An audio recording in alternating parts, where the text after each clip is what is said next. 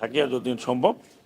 আর সবচেয়ে বড় জিনিস যেটা আমি লাস্ট আপনাদের কথা যেটা বলছি, জাতির উদ্দেশ্যে কিনা জানি না, কারণ আজকাল কথা বললে অনেকে অনেক রকম কথা বলে, বাট আমার মেইন উদ্দেশ্য, আমি দুটো মন্ত্রণালয়ে আছি, আমি যা দেখেছি এটাকে সাগর চুরি বলা যায় না, প্রশান্ত মহাসাগরীয় চুরির জায়গাগুলো হয়েছে প্রচুর।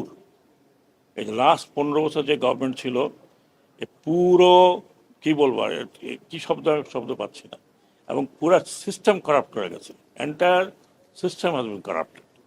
এখন এইখান থেকে বের হওয়া আসা ভেরি ডিফিকাল্ট জব। চেষ্টা করছি আমরা, কোনো ডিপার্টমেন্ট নাই, কোনো সিস্টেম নাই যেটাকে করাপ্ট না করা হয়েছে। এবং আমি যে দুইটি মন্ত্রণালয়, একটা মন্ত্রণালয় শেষ, দ্যাট ইজ স্মার্ট মন্ত্রণালয়, অলমোস্ট ফিনিশড। এখন আমরা ট্রাই করতেছি যে আস্তে আস্তে আস্তে আস্তে জানা যায় 15 বছরের কাজ তো 1 বছরে বা 15 মাসে বা 2 বছরে বা 3 বছরে করা সম্ভব না যদি এটা কন্টিনিউ না করে।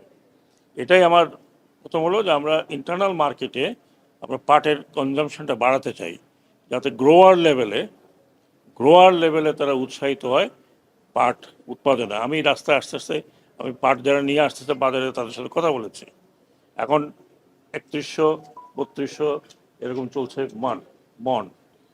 তো আমি যদি কনজামশনটা বাড়াতে পারি, আমাদের 30% হচ্ছে দেশীয় কনজামশন, তাহলে ওই কনজামশন থেকে হয়তো গ্রোয়ার কিছু লাভ করতে পারে।